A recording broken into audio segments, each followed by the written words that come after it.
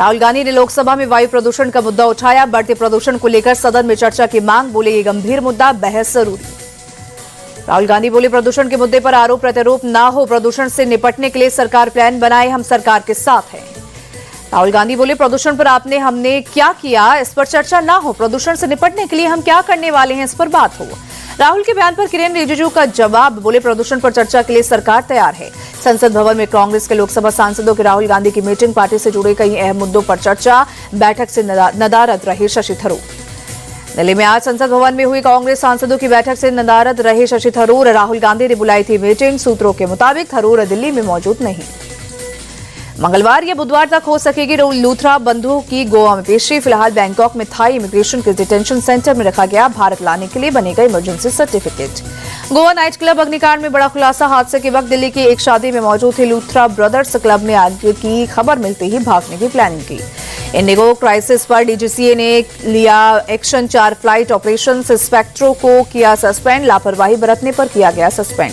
PM Modi की America के राष्ट्रपति ट्रंप से हुई फोन पर बातचीत। रणनीतिक साझेदारी को मजबूत करने पर चर्चा हुई।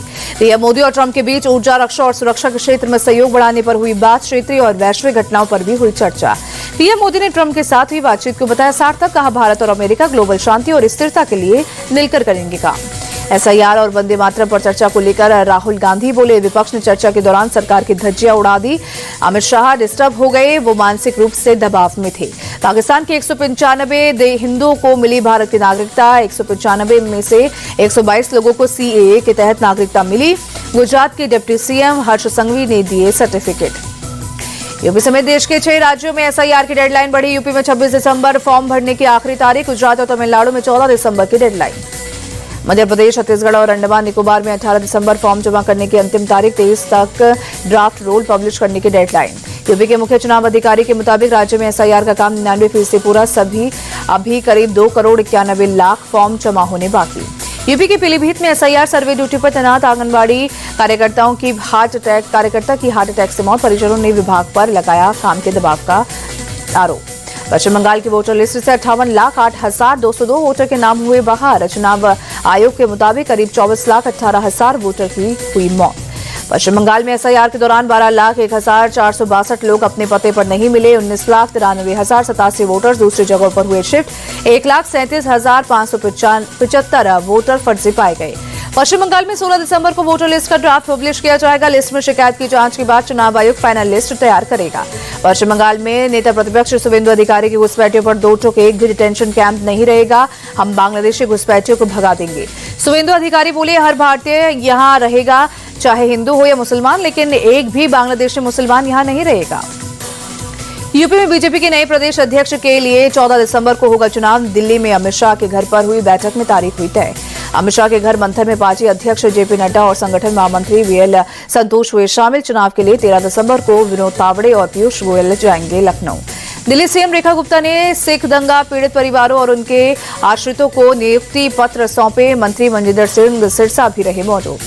बाराबंकी दौरे पर सीएम योगी आदित्यनाथ दौलतपुर में किसान पाठशाला और प्रगतिशील किसान सम्मेलन का किया उद्घाटन। किसानों को ट्रैक्टर की चाबी भी सौंपी। कांग्रेस के वरिष्ठ नेता और पूर्व केंद्रीय गृह मंत्री शिवराज पाटिल का निधन। 91 साल की उम्र में लातूर में अंतिम सांस ली। पीएम मोदी ने शिवराज पाटिल के निधन पर जताया दुख। कहा वो समाज की भलाई में योगदान देने के लिए हमेशा तैयार रहते थे। राहुल गांधी ने भी शिवराज पाटिल के निधन पर दुख जताया। कहा उनका जाना पार्टी के लिए अपूर्ण क्षति। राष्ट्र के लिए उनके योगदान हमेशा याद किए जाएंगे। विवादित आईएएस संतोष वर्मा की बर्खास्तगी की सिफारिश। मोहन यादव सरकार ने केंद्र से की सिफारिश। कृषि विभाग के उप सचिव इस पद से हटाया।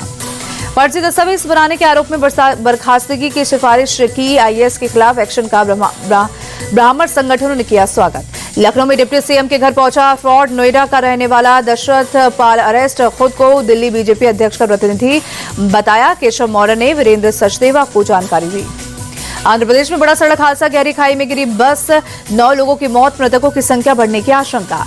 चित्तूर बस हादसे पर पीएम मोदी ने दुख जताया। प्रधानमंत्री राष्ट्रीय राहत कोष से मुआवजे का ऐलान। मृतकों के परिजनों को 2-2 लाख और घायलों को 50-50 हजार की आर्थिक मदद। अवैध कफ सिरप मामले में ईडी की छापेमारी। लखनऊ, वाराणसी, जौनपुर, रांची, अहमदाबाद समेत 25 जगहों पर एजेंसी का छापा। दिल्ली में अतिक्रमण के खिलाफ डीटीए का एक्शन। सैनिक फार्म इलाके में अवैध बंगले पर चला बुलडोजर। दिल्ली के शादरा में फायरिंग। हमलावरों ने 50 साल के शख्स को 3 गोली मारी। हालत गंभीर। दिल्ली को आज भी जहरीली हवा से राहत नहीं। अक्षरधाम इलाके में बहुत खराब श्रेणी में AQI 354 दर्ज। रायबरेली में पुलिस और बदमाशों के बीच मुठभेड़, एक बदमाश के पैर में गोली लगी, 3 साथी गिरफ्तार, नगद और पिस्टल बरामद। चोरी की वारदात को देते थे अंजाम। मुंबई में मस्जिद बंदर स्टेशन के पास हादसा, पुराने भवन की बालकनी का एक हिस्सा गिरा, एक शख्स की मौत, 2 लोग घायल। मुंबई के गोरेगांव में आवारा कुत्तों का आतंक, 24 घंटे में 16 लोगों पर जानलेवा हमला, घटना CCTV में कैद, हमले से लोग बुरी तरह से जख्मी। महाराष्ट्र के कई जिलों में तेंदुए का आतंक, प्रभावित इलाकों में पिंजरा लगाया। अहमदनगर में लगाए गए 200 पिंजरे, तो वहीं पिछले 1 महीने में पकड़े गए 28 तेंदुए। वलसाड़ में औरंगाबाद नदी पर निर्माणाधीन ब्रिज का एक हिस्सा गिरा, 4 मजदूर घायल, हादसे में किसी तरह की बड़ी जनहानि नहीं। भुवनेश्वर के सतह विहार इलाके में एक बार लगी आग, इलाके में मची अफरा तफरी, आसमान में उड़ता दिखा काले धुएं का गुबार। भीषण आग में किसी तरह की कोई जनहानि की खबर नहीं। दमकल कर्मियों ने कड़ी मशक्कत से काबू पाया, शॉर्ट सर्किट के चलते आग लगने की आशंका। रूसी सेना ने यूक्रेन में दोनेत्स्क क्षेत्र के सिविर्स्क शहर पर पूरी तरह कब्जे का किया दावा। तबाह हुई रिहायशी इलाकों में सैनिकों के घुसने का वीडियो किया जारी। बांग्लादेश में आम चुनाव की तारीखों का ऐलान, 12 फरवरी, 330 सीटों पर होगा मतदान। शेख हसीना के खिलाफ विद्रोह के बाद पहला आम चुनाव, 8% हिंदू वोट पर सबकी नजर। महिला पहलवान और कांग्रेस विधायक विनेश फोगाट का यू-टर्न, संन्यास का फैसला वापस लिया, 2028 का ओलंपिक खेलेंगे, सोशल मीडिया पर दी जानकारी। फोगाट ने पिछले साल लिया था संन्यास, पेरिस ओलंपिक के फाइनल में बाहर होने के बाद आनंद फानन में रिटायरमेंट की घोषणा की थी।